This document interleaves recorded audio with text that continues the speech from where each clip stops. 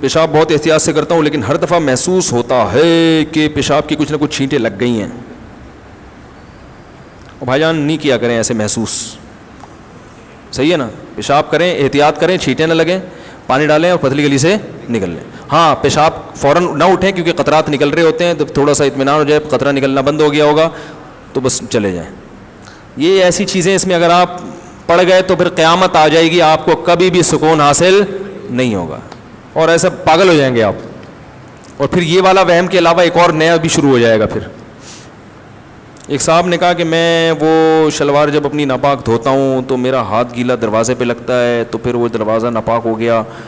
پھر جس لوگ بھی اس دروازے پکڑ رہے ہیں ان کے سب کے ہاتھ ناپاک ہو گئے. پھر وہ انہی ہاتھوں سے کپ پکڑتے ہیں تو کپ ناپاک ہو گیا. اور پھر جب کپ ناپاک ہو گیا تو پھر پلیٹیں اور چمچے بھی ناپاک ہو گئے. پھر بیگم انہی ہاتھوں سے پلیٹ دھوتی ہے تو وہ جب دھوتی ہے تو وہ اس میں لگ کے وہ ناپاک ہو گئے. میں نے کہا بھائی جان اگر لوگوں کو پتہ چل گیا, میں بھی نفسیاتی ہو گیا کیونکہ ایسی باتیں سننے سے بھی آدمی پاگل ہوتا ہے.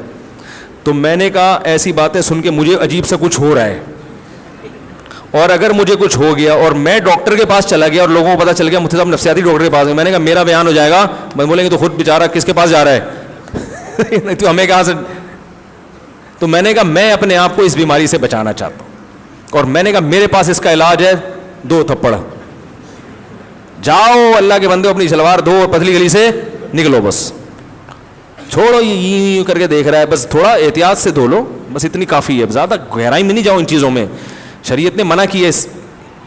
حضرت زین العابدین جو حضرت حسین رضی اللہ عنہ کے بیٹے تھے, وہ احتیاط کرتے تھے پیشاب کرتے ہوئے کہ کسی بوتل میں پیشاب کرتے تھے شیشے کے برتن میں تاکہ چھینٹیں نہ پڑیں تقوی کی وجہ سے.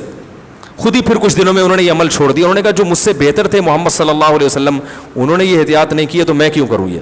بس چھینٹوں سے احتیاط جتنی ہو سکے بچنے کی کوشش کریں. سخت جگہ پہ ایسا نہ کریں پیشاب بالکل جو ایک دم سے چھینٹیں ہیں. تو فقہاء نے لکھا ہے کہ تھوڑی بہت اگر بالفرض باریک سی چھینٹیں پڑ جائیں گی تو وہ کیا ہیں, معاف ہیں. وہ جو میں نے ابھی اتنی ڈیٹیل سے اس کے دلائل سے بات کی ہے.